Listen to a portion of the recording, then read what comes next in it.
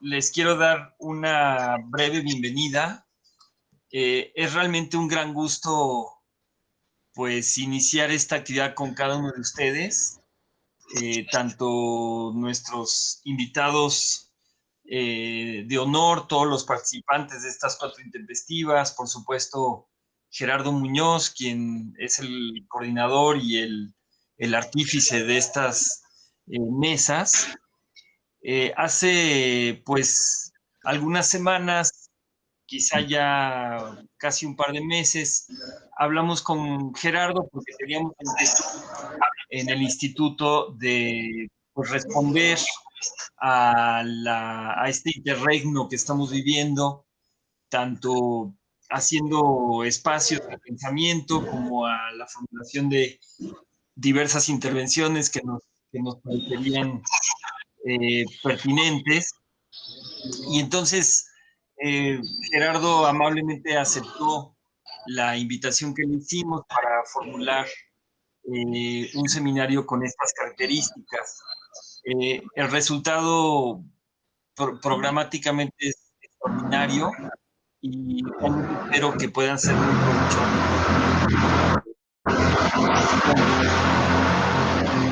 Por ahí tenemos Es el ruido micrófono de extraño. Gerardo, de Jorge, por favor. Sí. Bien. Sí, ahora cuando lo encuentre. Hay que dar un clic en la pantalla y aparece el menú de abajo. Y ahí aparece el micrófono.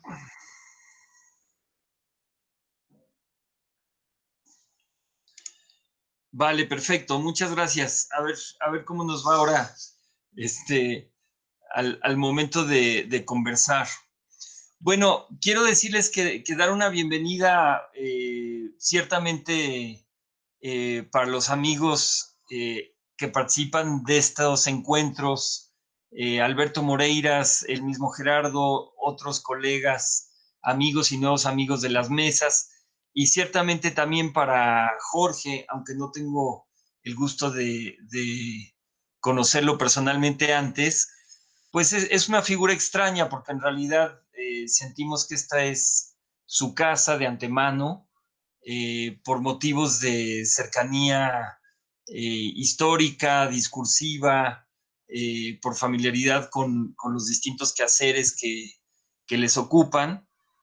Y querría simplemente compartirles que al leer las anotaciones que nos han compartido generosamente Alberto, Jorge, Gerardo, en estos días previos, las palabras que me vinieron en mente fueron las siguientes. El sujeto al filo de la política, o bien el sujeto al filo del capitalismo. Y bueno, eso resuena muy claramente con un sentir y con una formulación estructural de este instituto, que es un intento permanentemente de mantenerse, de mantenernos al filo de. Eh, no se me iba de largo que estar al filo es estar bajo el filo, pero es también la pregunta por estar en el borde exterior permanentemente. Me alegra pues que esta sea la primera actividad que celebramos como en formato videoconferencia. Hasta ahora hemos trabajado siempre en línea, pero por escrito, o bien en encuentros, y no habíamos recurrido nunca pues a la telecomunicación en esta vertiente. Nos alegra hacerlo con la mirada puesta en la posibilidad de generar un foro que se vaya ampliando, que se vaya dinamizando en conversaciones posteriores entre los aquí presentes, también con otros. Es también la primera actividad del Centro de Estudios Avanzados del Instituto que tiene lugar en este formato y en línea, curiosamente. Entonces, no me resta sino agradecerles por su generosidad y con mucho entusiasmo, y también bienvenir a todos los participantes, colegas y aquellos otros que han respondido simplemente a nuestra convocatoria abierta, puesto que como cualquier foro, este se anima también muy particularmente gracias a su presencia. Entonces, sin más, muchas gracias. Disfrutaré también mucho de los intercambios y paso la palabra a Gerardo, quien como coordinador de la actividad pues se hará cargo también de la moderación. Muchas gracias. Adelante, Gerardo.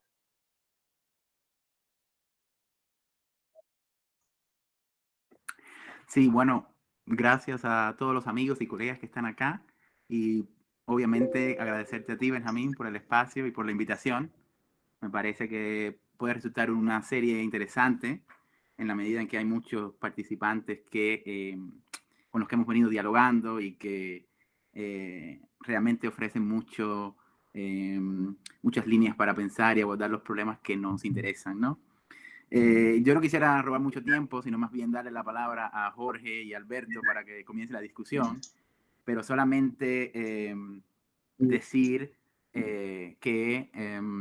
digamos que un punto de inicio, de arranque de este encuentro, está propiciado por una serie de intervenciones que dio Jorge a raíz del momento de la pandemia y al cual Alberto y algunos de nuestros amigos y colegas, digamos, intentamos dialogar, ¿no? Con su tesis sobre la separación del mundo, ¿verdad?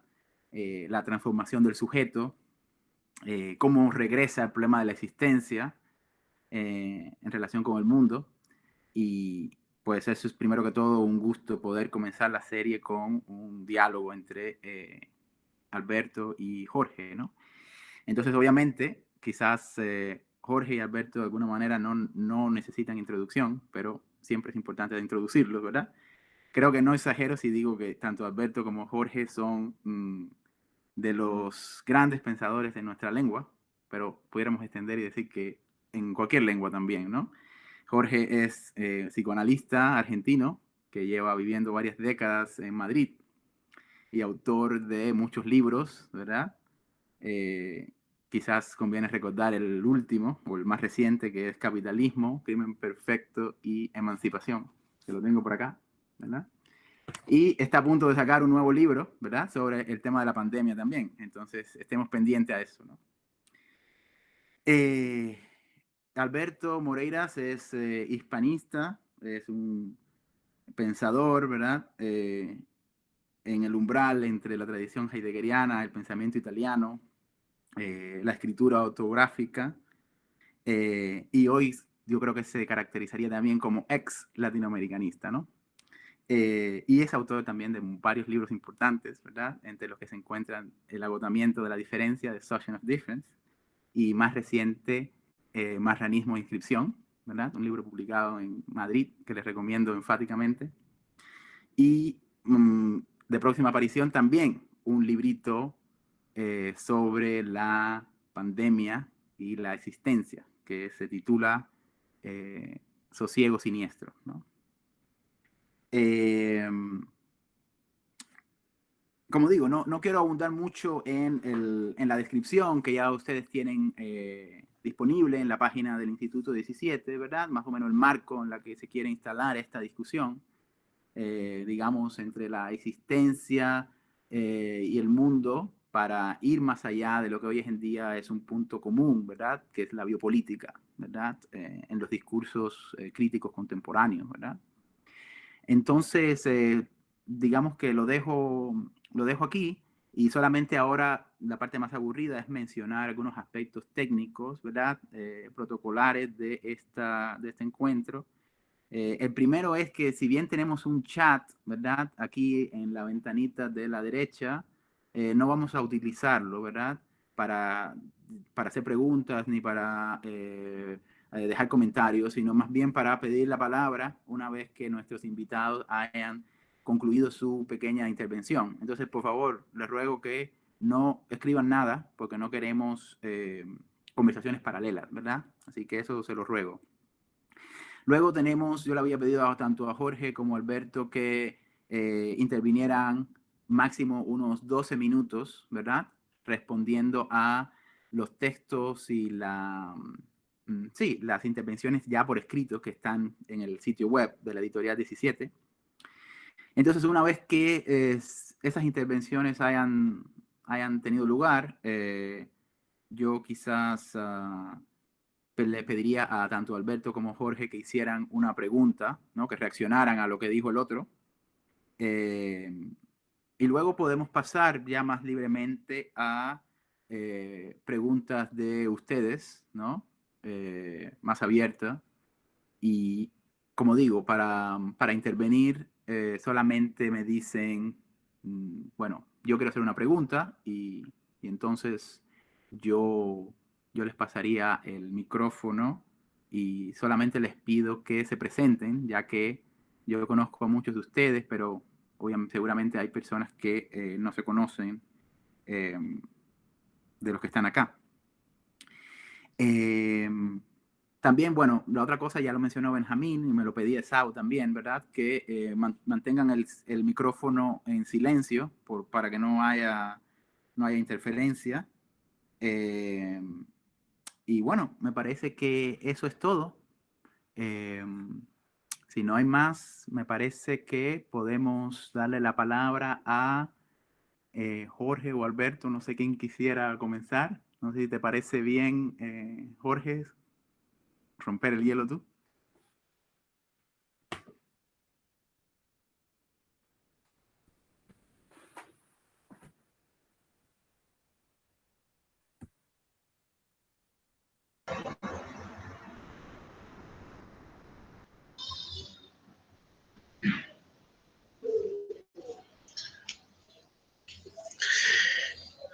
Bueno, en primer lugar les agradezco muchísimo a todos, le agradezco a Benjamín sus amables palabras y a ti, Gerardo, porque es verdad que hace años que de algún modo u otro estamos vinculados y hoy es la primera vez que te veo, o sea que realmente es para mí una gran emoción y nunca, no tengo oportunidad de encontrarme con frecuencia con Alberto, pero es alguien a quien aprecio intelectualmente muchísimo. En fin, yo había preparado algo sobre la propia interpelación que me había hecho Moreiras. Él hizo una serie de interpelaciones que tendríamos que ver al final si están verdaderamente vinculadas o no con el tema de la pandemia. Moreiras tomó algunos de los grandes motivos de la analítica existencial heideggeriana y en función de eso me hizo pensar en algunas cosas. Yo durante muchos años me dediqué a escribir libros sobre el vínculo Lacan-Heidegger, un vínculo muy problemático. Me apoyé en una frase que por razones de tiempo no les voy a volver a leer, pero es una frase de Lacan en un texto traducido como el atolondradicho.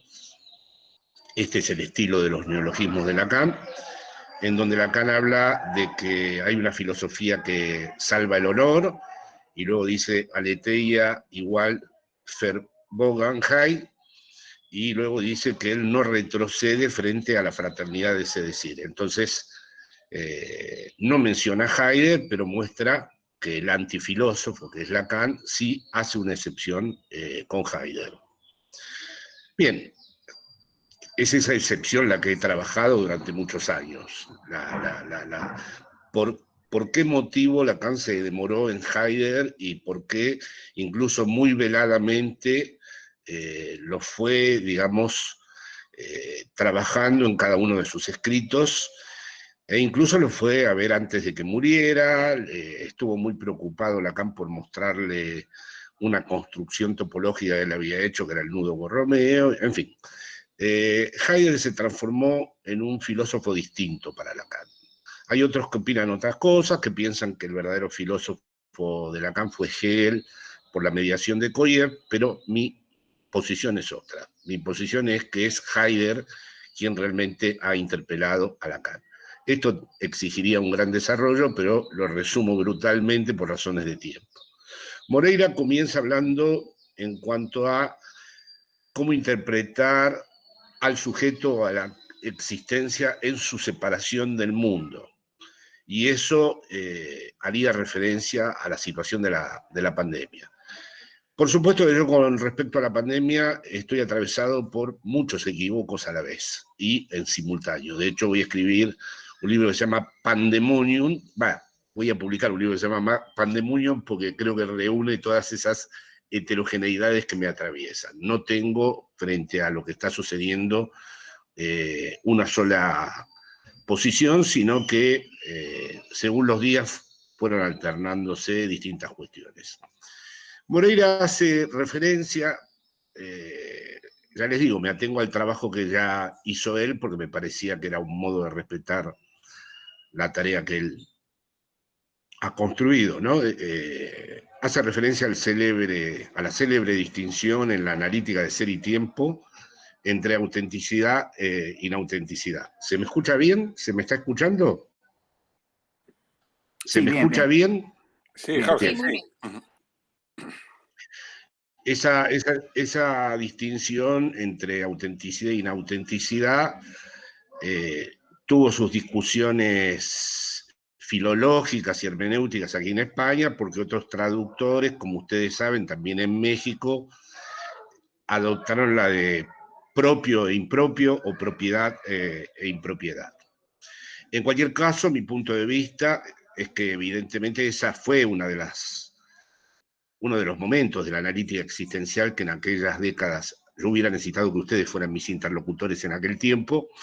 En la época en que yo trabajé la relación Lacan-Heidegger, tomé esa problemática y es evidente de que allí no podemos entender que uno sale para siempre, deja atrás la inautenticidad e ingresa al plano de lo auténtico y se apropia plenamente de la autenticidad, sino que hay que concebirlas en una tensión recíproca entre los dos términos, de tal forma que uno no puede establecer un pasaje dialéctico entre inautenticidad, que sería cuando uno se mantiene en el uno de las habladurías. Recordemos que para Heidegger el Dasein siempre tiene un origen inauténtico, a la autenticidad. Bien, esta autenticidad tiene que ver siempre con una decisión singular, con un poder resolutorio anticipado, con una asunción del ser para la muerte. Son muchos los motivos filosóficos que se encuentran en la ontología fundamental de Heidegger para hablar de la autenticidad. En cualquier caso, es verdad que eso ya va por mi propia cuenta. Yo busqué distintos nombres de la autenticidad dentro de la enseñanza de Lacan, que se los paso a comentar muy rápidamente para dar lugar después, si a ustedes les interesa, a las preguntas posibles que surgen con respecto a esto. Porque en efecto, en la cura analítica, tal como pasa en toda la obra heideggeriana, no hay ninguna superación dialéctica que finalice en una reconciliación, ni hay tampoco un punto de partida donde haya un inicio claro que uno pueda efectivamente localizar y del cual uno se pueda apropiar, y un final que sea, digamos, a la vez una resolución de ese inicio en términos exclusivamente de superación o reconciliación o una teleología que mostrara, digamos, un progreso lineal con respecto a ese inicio. En ese sentido se podrían establecer muchísimas homologías entre el viaje heideggeriano y el viaje de la cura analítica. En cuanto a los nombres de la autenticidad que puedo proponer, uno de los primeros es evidente que es el de la alienación y la separación, que son dos momentos que Lacan formula y que son constitutivos de la fractura y de la división del sujeto. Ninguno suprime al otro. En primer lugar, la alienación es el modo en que el sujeto emerge en el campo del otro. Esto abre un grave problema que Moreira roza en muchas situaciones, el del solipsismo o lo colectivo. Ese sujeto lacaniano es, por un lado, lo más singular que hay en cada uno, es irreductible, es incomparable, no tiene manera de ser, digamos, colmado por ninguna identificación, no puede jamás cerrarse la fractura que lo constituye, no puede, en fin, ser inscripto en una totalidad que lo contenga. Es un sujeto, vamos a decir, que siempre está en un lugar de anomalía y de excepción, pero sin embargo, ahí está la cuestión interesante, Lacan transforma la famosa sentencia de Freud, que la compara con una sentencia presocrática, donde el ello era el yo debe advenir, con donde el otro era el sujeto debe advenir. El famoso Vos war soll ich werden es transformado en ese surgimiento, y ese sería uno de los primeros nombres que tiene la cuestión de la autenticidad, ¿no? Que el sujeto sepa que su verdadera casa está en el extranjero, en el no hogar, en el desarraigo absoluto, que no ha nacido a partir de sí mismo, ni se puede captar a sí mismo reflexivamente, ni puede él mismo concebirse como una individualidad monádica o solipsista desde la cual se puede describir. Pero que a la vez ese otro, donde debe surgir, le es absolutamente traumático, opaco e irreductible. Es decir, que esa casa en donde ha nacido no es un paraíso que va a recuperar o una tierra prometida a la que va a volver. No hay ninguna de las metáforas del retorno, es decir, ahí la repetición. Moreira hace también alusión a la cuestión de Kierkegaard, que la repetición busca lo nuevo. Volver a ese otro no es volver a un pasado del cual uno pueda verdaderamente agenciarse. Volver a ese otro, volver a la herencia, volver al legado, es volver a algo que uno a la vez inventa. No hay un legado que se reciba idéntico a sí mismo. No sabemos quiénes somos en la herencia, no sabemos quiénes somos en ese legado. Así que uno de los primeros nombres de la autenticidad en el análisis, en la experiencia analítica, y que trabajé en aquellos años con distintos momentos del camino heideggeriano, sería donde el otro era el sujeto debe advenir. Muy rápido, otro nombre que para mí puede combinarse con la decisión singular de la autenticidad es el de no ceder frente al deseo, que es el que aparece en el Seminario de la Ética, en donde hay una cuidadosísima distinción entre la voz del deber del superyo, que es áfona, es una voz silenciosa. Esos momentos en Lacan sí se parecen muchísimo a la analítica existencial de Heidegger, porque es una voz que escuchamos y que nos obliga siempre a renunciar a nuestro goce, pero paradójicamente, esta paradoja ya la había advertido Freud, y Lacan la despliegan hasta las últimas consecuencias.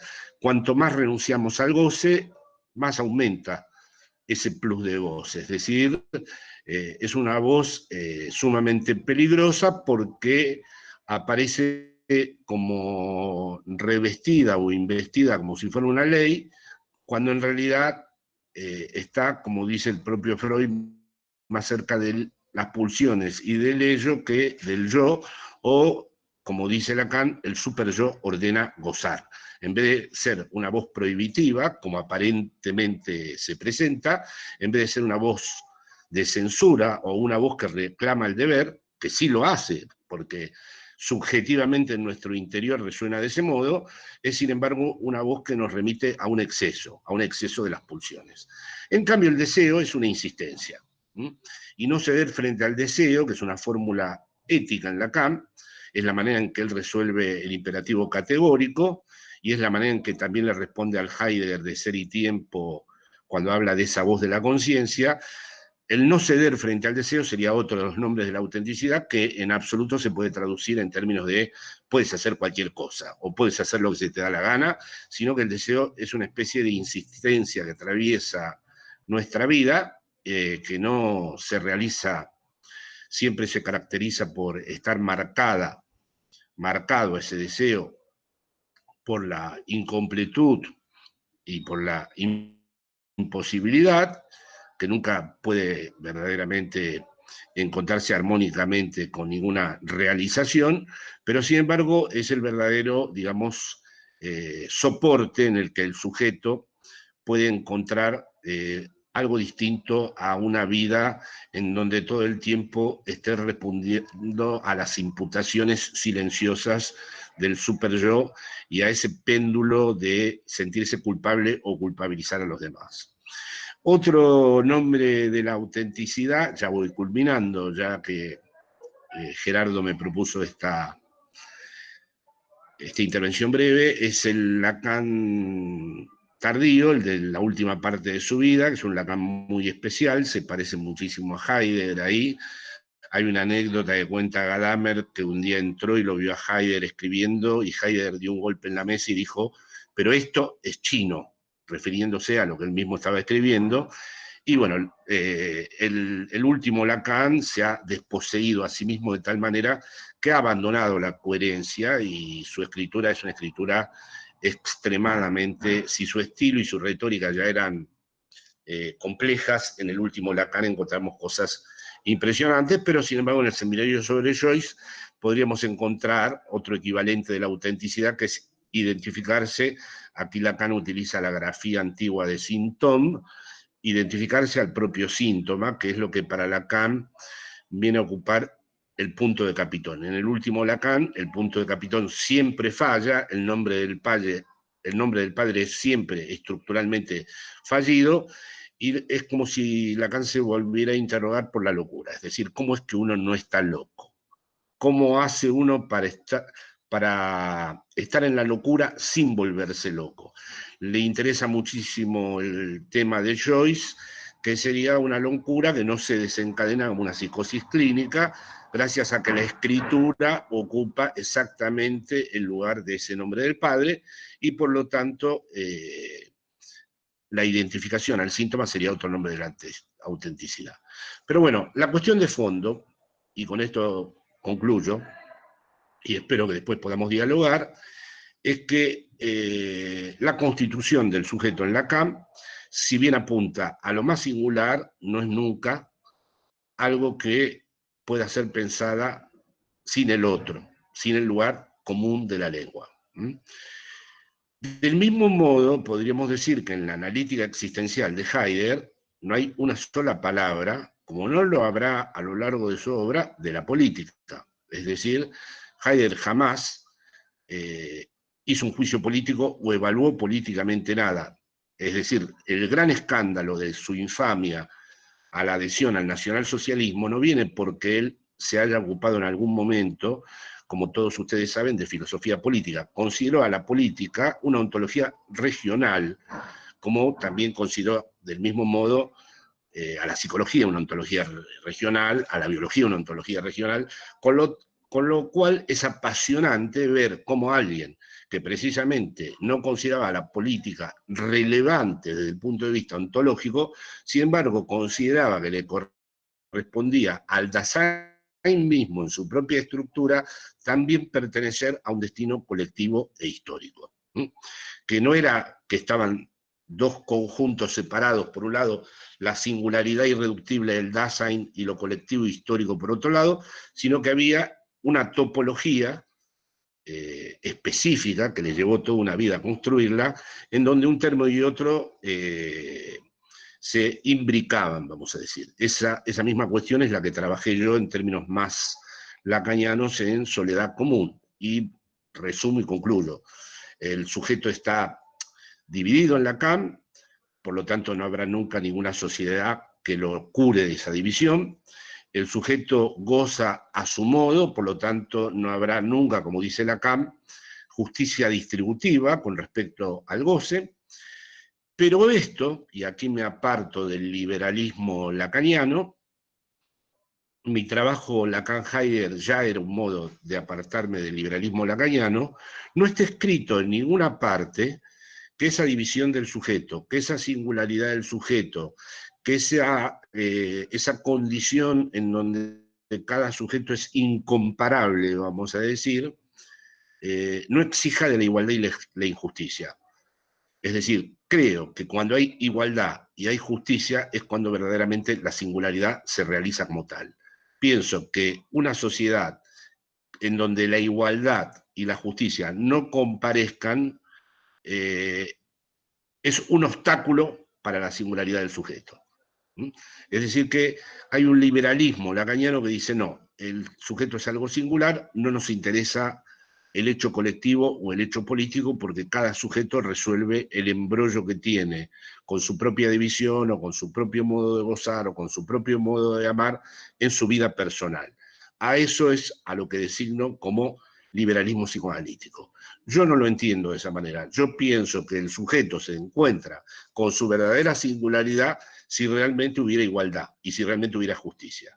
En ese mismo sentido en que considero, por ejemplo, mi lectura de Ser y Tiempo, no solo no me apartó de la idea de lo común, sino que la reforzó. Otra cuestión sería hablar del antisemitismo metafísico o el antisemitismo histórico presente en Heidegger y que se vuelve mucho más patente en los Cuadernos Negros. Esa cuestión la dejo después si ustedes la quieren discutir. Pero en cualquier caso, en la analítica existencial de Heidegger, yo veo también elementos desjerarquizantes, elementos igualitarios, elementos de justicia, y que precisamente ese Dasein, esa existencia, no responde más que de ella misma en sus resoluciones y en sus decisiones, y no puede ser jamás capturada por ninguna estructura que le imponga sus propias condiciones. Las condiciones surgen siempre de precisamente el deseo del cual no va a retroceder. El deseo es el nombre que tiene la palabra decisión singular en Heidegger, ¿no? En lo que Heidegger llama decisión singular es lo que Lacan llamaría pensamiento del fantasma. Así que bueno, ya les digo, he tenido un enorme debate con la comunidad lacaniana, porque en la comunidad lacaniana se suele pensar esto en términos de, bueno, está el sujeto por su lado, está el colectivo por el otro. A mí me interesa la topología que articule a ambos casos, y pienso que el sujeto, la misma sentencia donde era el otro, el sujeto debe advenir, por supuesto que en una sociedad igualitaria hay locos, angustiados, suicidas, travestis, trans, es decir, no hay que confundir la igualdad ni con la homogeneidad ni con la equivalencia. Esas fueron una de las premisas hace ya 30 años atrás, cuando empecé con mis textos sobre la izquierda lacaniana. Si se despeja la igualdad de estas dos cuestiones, cuestión que Heidegger además permite pensar muy bien, ¿no? Otra cuestión ya sería ingresar en el debate sobre cómo Heidegger traslada la asunción del ser para la muerte al problema del pueblo y la comunidad. Eso sí que es muy discutible y tal vez Moreira tendrá algo que decir. Muchísimas gracias a todos por haberme invitado a esta reunión. Me disculpo por haber ido muy rápido sobre los temas. No tenía preparada esta intervención. En realidad venía a escucharlo a Alberto y después responderle. Así que bueno, me enteré por Gerardo que tenía que hablar y así lo he hecho. Así que muchísimas gracias. Gracias, Jorge, y por esta intervención tan lúcida, ¿no? Y clara, me parece. Y bueno, le damos la palabra a Alberto Moreira. Hola a todos. ¿Me escucháis bien? ¿Me escucháis bien? Sí. Sí. Perfecto. Muchas gracias, Gerardo, Benjamín, Saúl, Amalia y Jorge. Gracias a todos por estar aquí. Para mí es un enorme placer y también un honor haber sido convocado para conversar con Jorge y con todos los demás y abrir esta serie de conversaciones que estaré siguiendo muy ávidamente en las próximas semanas. Voy al grano porque sé que acabaremos con menos tiempo del que hubiéramos deseado. Ya sabéis, Jorge se ha referido a ellas, mandé unas notas, quizá demasiadas, espero que no haya sido un abuso. Lo que voy a hacer en los próximos minutos es, dando más o menos por descontado que están leídas, tratar de convertirlas en elementos para la conversación, desde lo que yo sé que es una de las preocupaciones centrales de Jorge, también sin duda una de las mías, que es la noción de emancipación. Por favor, escuchen entonces mis palabras en el horizonte de esa preocupación, que es la preocupación por la emancipación, entendida como la tarea para cada vida humana de lograr para sí fragmentos de libertad en todos los sentidos. Y voy a ofrecer lo que puede sonar como una especie de tesis inicial, que en realidad no es una tesis, sino que es sobre todo una pregunta a Jorge. En los próximos minutos yo voy a hacerle a Jorge 4 preguntas, que espero den pie a una conversación.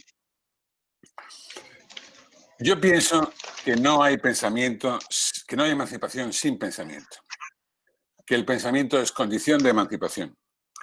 Y que eso es así, es decir, que el pensamiento cumple una condición mínima de su propia tarea emancipatoria cuando se entiende no como tarea infinita de interpretación y desciframiento de signos, sino que el pensamiento es ante todo operación o incluso operacionalización de la existencia, puesta en obra, puesta en praxis de la existencia.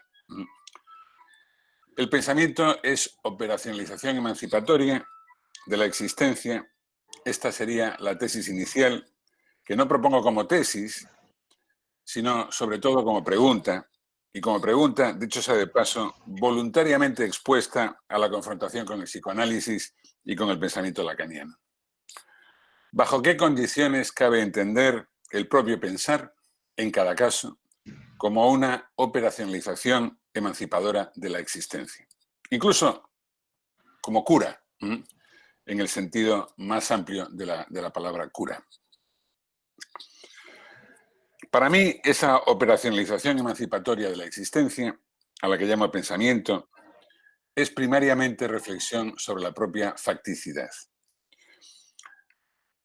Pasa, por lo tanto, por hacer explícita, de la forma más radical posible, la propia facticidad. Es decir, pasa por entender la propia posición en el mundo, en la estructura de significación que nos envuelve, que es lo que llamamos mundo. La vieja palabra griega que puede escucharse en la segunda oda, Pitia, de Píndaro, es mi referente aquí. Píndaro es algo que se ha entendido como un imperativo, y lo es. Está claro en el poema. Lo que dice en mi traducción, perdón si es inadecuada, pero creo que no, es algo así como aprendiendo o habiendo aprendido quién eres, conviértete en ese. La palabra más relevante aquí es mazón, el griego mazón, que tiene que ver con las matemáticas, perfecto. El participio presente. Aprende quién eres y conviértete en ese. Sé ese que sabes o que sabrás que eres. O en la versión nietzscheana de Ecce Homo, el subtítulo de Ecce Homo, llega a ser quién eres. Llega a ser quién eres. Esa sería mi pregunta segunda para Jorge. Jorge, ¿tú crees que este imperativo pindárico rige todavía en el horizonte del análisis lacaniano? Yo pienso que sí, que es muy parecido a las 2 frases que tú has dado, tanto de Freud como de Lacan. Pero podemos hablar de eso después. ¿Es para ti el operativo pindárico una llamada a la operacionalización emancipatoria del pensamiento, en esos términos?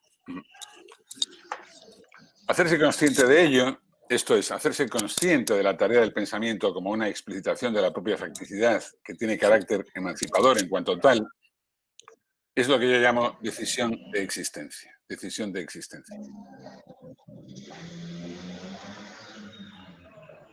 Jorge, yo creo que estamos escuchando por la ventana el ruido de los coches de Madrid. No sé si podrías cerrar el micrófono. Vale. Puede ser, este barrio es... Ahora bien, toda decisión de existencia tiene que hacerse cargo de lo aprendido en el imperativo pindárico.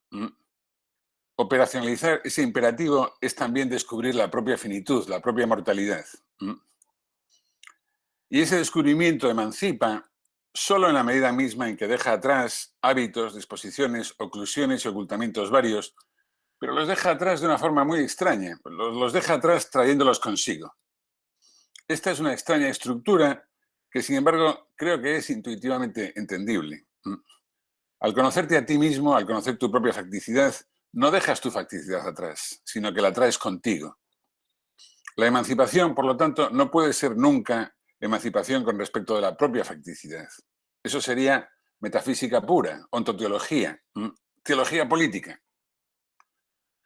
Arrastras tu propia facticidad y saberlo y tomar en virtud de ella tu propia decisión de existencia es emancipatorio. Esta es mi tercera pregunta para Jorge. Luego las repito todas. Jorge, ¿tú crees que la decisión de existencia así concebida es comparable, precisamente comparable, con la noción lacaniana de atravesar el fantasma, atravesar la fantasía? Es decir, ese dejar atrás la facticidad que trae a la facticidad consigo. Entonces, repito, esas tres preguntas para que estén frescas en la cabeza de todos. Y de Jorge.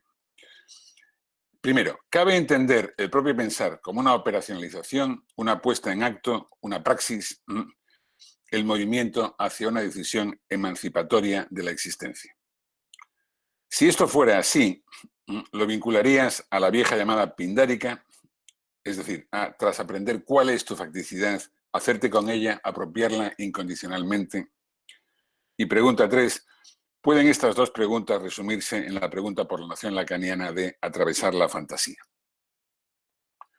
A Jorge no se le escapa, estoy seguro, pero conviene quizás hacerlo patente para todos, que estas tres preguntas son preguntas instaladas en la antifilosofía. Son en sí preguntas antifilosóficas, y especialmente en el sentido lacaniano de la expresión, según el cual el antifilósofo, como ya lo mencionó Jorge, habría salvado el honor de la filosofía al haber llegado a expresar lo que el analista entiende como página ausente. En esa página ausente del analista está, obviamente, todo el problema de la emancipación, también todo el problema del imperativo pindárico, en mi opinión. Es también el problema de lo que no hay, de la falta en el corazón del sujeto o del existente, que es justamente aquello que la operacionalización del pensamiento trata de liberar, haciéndola explícita. Y esto nos lleva a la pandemia. Perdón si estoy procediendo con demasiada rapidez, a lo mejor me acaban sobrando algunos minutos, pero si es así, será compensación por los minutos adicionales que mis demasiado extensas notas les hicieron pasar leyéndolas. En el texto que mandó Jorge, llamado Emancipación, en la segunda página, Jorge dice, cito, la extensión serial de la muerte, el automatismo en la distribución de cadáveres, le roba a la propia finitud la experiencia singular del morir propio. Los efectos de esta situación son incalculables. Fin de cita. Desde cierto punto de vista, podría decirse que la pandemia, o más bien la forma de su tratamiento biopolítico o biopolítico-económico, colabora en la extensión serial de la muerte y en la calculabilidad de la distribución de cadáveres. Y entonces podría decirse que el tratamiento biopolítico-económico de la muerte reduce a los mortales a su condición de cuerpos o de vida desnuda, en la formulación de George Agamben, que en realidad sale de Walter Benjamin. En otras palabras, les roba su mortalidad y colabora en la infinita producción capitalista del mundo como mera reserva disponible. Pero esta es mi pregunta, y esta es mi pregunta final para Jorge. ¿Cabría darle la vuelta a eso y pensar que la forma de tratamiento biopolítico-económico de la existencia en tiempos de confinamiento pandémico puede también devolver la mortalidad a la facticidad humana?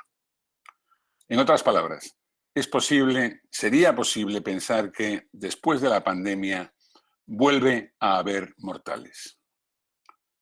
Es decir, que la operacionalización emancipatoria del pensamiento, el descubrimiento de la facticidad de la existencia, es facilitado, no ocluido, por la experiencia de la pandemia y entrega en su límite una nueva experiencia, un nuevo conocimiento de la mortalidad y así un nuevo autoentendimiento que ha atravesado o es susceptible de atravesar la fantasía.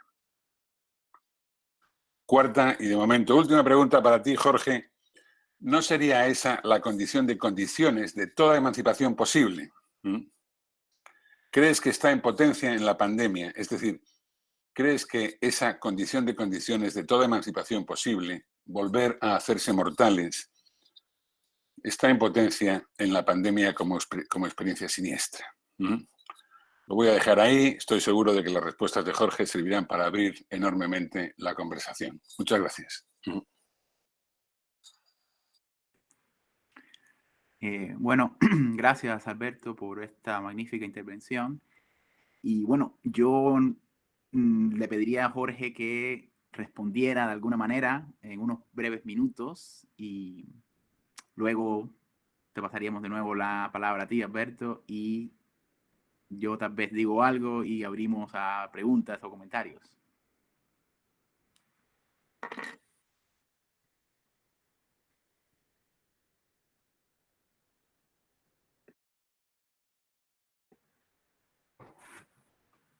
¿Nos escuchas, Jorge?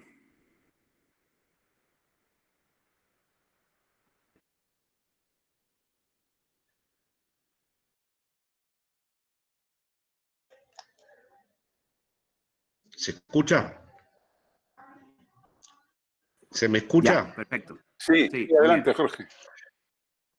Bueno, le agradezco profundísimamente a Alberto que me haga destinatario de preguntas que están tan bien afinadas y tan bien construidas y que tal vez hacen a nuestra vida, son las que llevan a nuestra vida de un lado para otro, ¿no?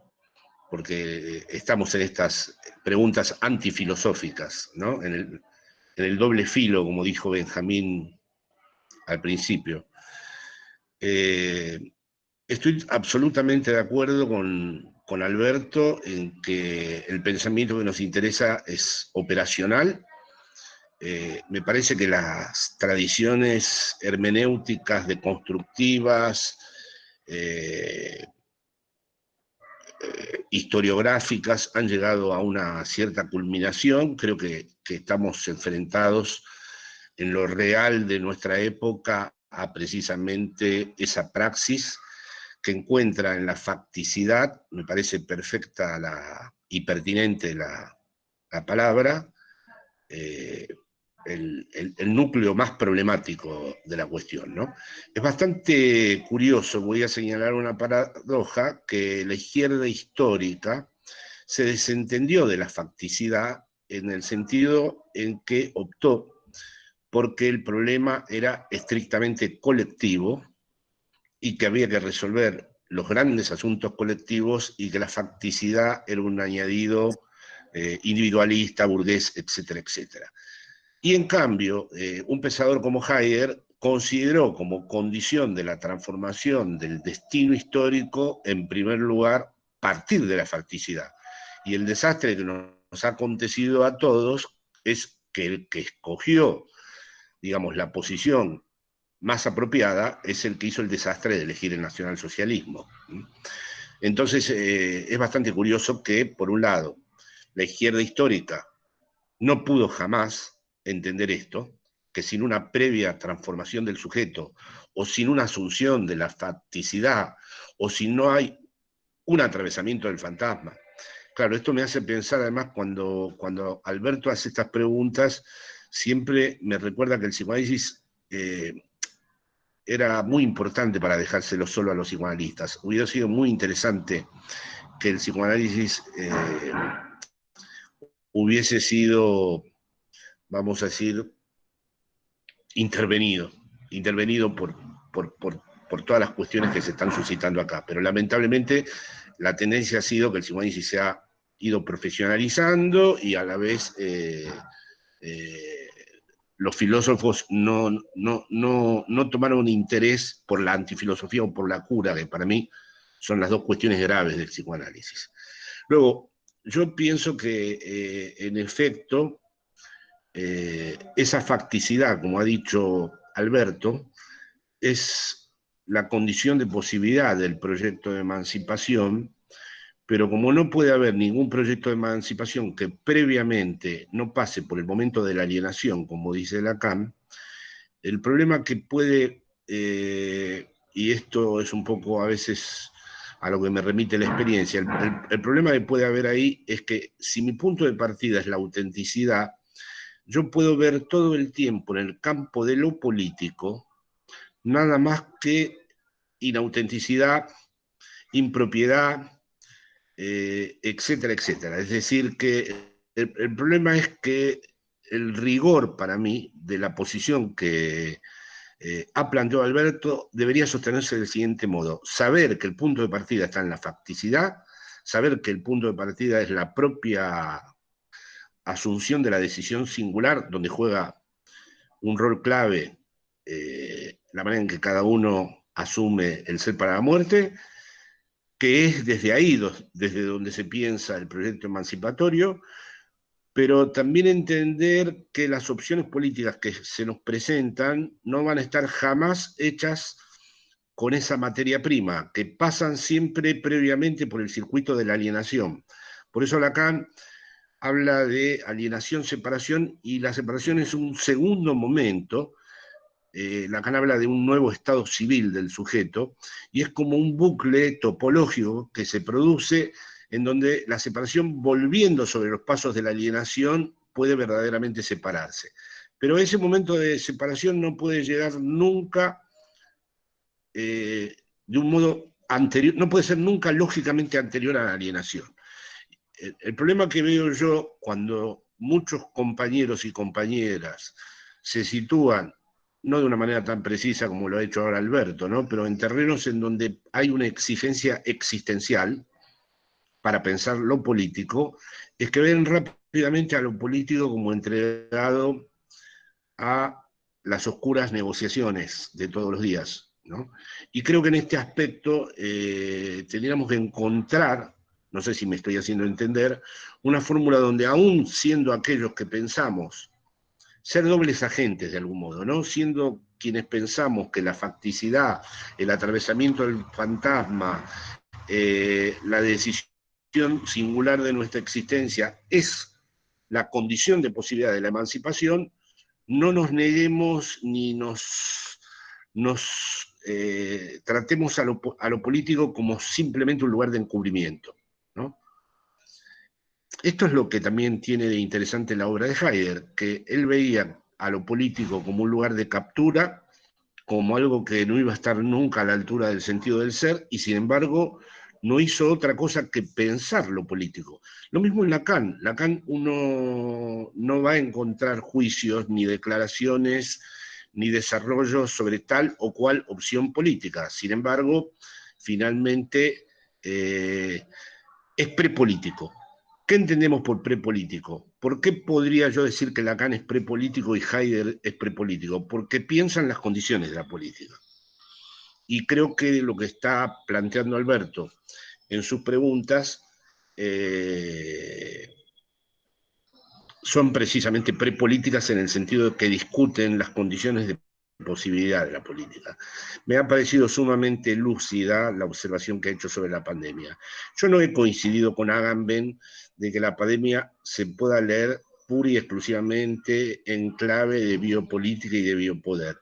Y estoy totalmente de acuerdo con Alberto cuando nos dice que después de la pandemia es cuando verdaderamente, pero ese después hay que entenderlo en la temporalidad que el propio Alberto ha dicho de llega a ser lo que eres, que en Lacan tiene otra traducción debido a cómo leyó los éxtasis temporales heideggerianos, lo que habré sido para lo que estoy llegando a ser.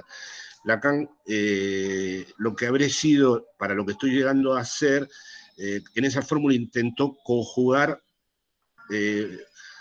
dos movimientos que están todo el tiempo, ¿no?, que no encuentran jamás un momento fijo, un momento de fijación. Por eso le interesó esta doble conjetura de lo que habré sido para lo que estoy llegando a ser, ¿no? Pero que lo que habré sido para lo que estoy llegando a ser es la traducción lacaniana del imperativo pindárico que después retoma Nietzsche, como lo recordó Alberto. Yo estoy de acuerdo totalmente de que, por eso me opongo a la derecha que objeta la cuarentena, me opongo en España a la derecha y en Argentina a la derecha que objeta la cuarentena, porque pienso que es la manera la cuarentena preserva la posibilidad de hacer la asunción de nuestra facticidad. No estoy de acuerdo que el asunto de que estamos controlados y que tenemos constancia cotidiana de esa sociedad de control que ya muy rápidamente se traduce en clave de biopoder y de biopolítica, entonces ya se nos está arrebatando la singularidad. No, pienso que en absoluto. De hecho, ha habido un estallido textual en esta pandemia y hay un montón de testimonios interesantísimos que muestran cómo muchísimos sujetos han atravesado y están atravesando, porque esto va a seguir, este viaje. Queda por resolver un tema que las preguntas de Alberto siempre me abren, que es qué hacemos con nuestra relación de pertenencia con la izquierda, porque no toda la izquierda aceptaría que lo que Alberto ha designado como facticidad, lo que podríamos decir que es la praxis que transforma previamente al sujeto, es la condición de... Ahora, perdonen, ahora vienen los aplausos, pero son los aplausos a los trabajadores sanitarios en Madrid. No toda la izquierda acepta eso porque la izquierda se aliena muy rápido en la pertenencia en donde encuentra su identidad. El problema que tenemos ahí es el problema siempre de las identificaciones y de identidad. En la medida en que las agrupaciones tienden a responder más a la psicología de las masas descripta por Freud, esas identificaciones hacen obstáculo. La identificación está en un sentido contrario, en la facticidad. La facticidad se realiza porque el sujeto no se puede refugiar en identificación alguna. Gracias a ello encuentra precisamente su lugar para la decisión singular. Y el problema es que las organizaciones políticas están construidas de tal manera que convocan de inmediato a las identificaciones, a construirse una identidad con el nombre mismo de la agrupación, a la relación con el líder, etcétera, etcétera. Son dos cuestiones que no se pueden verdaderamente omitir porque si uno quiere separar a esa facticidad de toda opción política, me parece que corre el riesgo en muchos casos de, como ya hemos dicho muchas veces, de adquirir toda la fisonomía y el disfraz del alma bella. Y en cambio, si a la vez uno ingresa a una organización política y no entiende nunca que la condición de la emancipación es la transformación del sujeto, va a observar una vez más cómo en la propia organización vuelven a retornar todos los elementos que clausuran a la emancipación, como es la historia de tantos proyectos emancipatorios. Bueno, aquí dejo por ahora la... Sí, gracias, Jorge. No sé si Alberto quisiera agregar algo.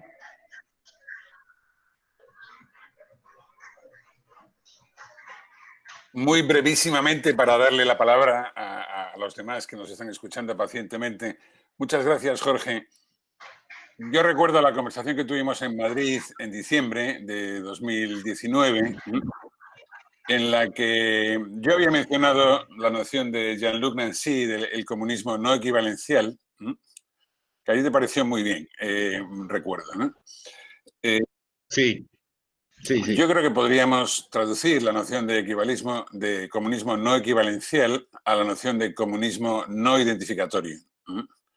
Creo que dirían lo mismo las dos expresiones, ¿no? Y yo creo que esa sería la resolución, digamos, auténtica del problema de la asunción radical de la facticidad propia como operacionalización emancipadora de la existencia. Esa noción de comunismo no identificatorio, comunismo no equivalencial. Entonces, esa sería mi propuesta política. Pero eso plantea un problema, y ahí voy yo con otra pregunta más, envenenada. Eso plantea un problema para la teoría de la hegemonía. Porque la hegemonía se construye con cadenas de equivalencia. Ahí lo dejo. Probablemente, perdón, Alberto, y Gerardo, te pido disculpas. Probablemente la pandemia va a destruir la teoría de las cadenas equivalenciales y también la teoría del empresario de sí mismo de tradición Foucaultiana. No tengo claro que la lógica de las cadenas equivalenciales vaya a funcionar por distintos motivos, por la nueva configuración del mundo que se va a producir, por el derrumbe civilizatorio que se va a producir, y porque me parece que la teoría de las demandas no satisfechas institucionalmente van a quedar severamente impactadas, ¿no? Acabo de ver con emoción un diálogo que mantuve con Ernesto Laclau hace 12 años, y el primer pensamiento y lo recojo en mi texto ahora sobre Pandemonium, es que tal vez en esta pandemia este asunto de demandas no satisfechas institucionalmente, eso va a quedar severamente conmovido, porque no vamos a saber muy bien qué es una demanda no satisfecha institucionalmente. Luego, por otro lado, el problema nuestro no es la hegemonía. Tal vez la hegemonía sea imposible y no se construirá nunca. Tal vez tú tengas razón y no haya nunca una captura hegemónica que verdaderamente pueda hacerse con la facticidad. Tal vez la facticidad sea infrapolítica y no podamos realmente pensar que exista una hegemonía que realmente la integre. Supongamos, un día me dijiste que soledad común era un término de infrapolítica y no un término perteneciente a la lógica hegemónica. Me quedé bastante sorprendido con tu observación, medité sobre ella y pienso que tienes razón. Ahora bien, ¿qué hacemos nosotros mientras tanto con las opciones políticas? Porque yo mientras tanto apoyo, aunque estoy de acuerdo con el comunismo no equivalencial o el comunismo no identificatorio, no voy a retroceder en apoyar aquí en España, y sobre todo cuando voy viendo todos los días a los amigos con la bandera española cantando, haciendo consignas franquistas, no puedo dejar de apoyar al gobierno, al modo en que lo puedo apoyar yo, al gobierno que hay en este momento en España, y lo mismo ocurre con Argentina. Entonces, ahí es donde hice referencia antes al momento de la alienación y el momento de la separación. Es decir, no puedo dejar de asumir mis legados, no puedo dejar de asumir mis herencias, que son claramente del lado de la izquierda, del lado del progresismo, aunque no comparta luego, ¿no?, las lógicas transformadoras que se pongan en juego en esos ámbitos.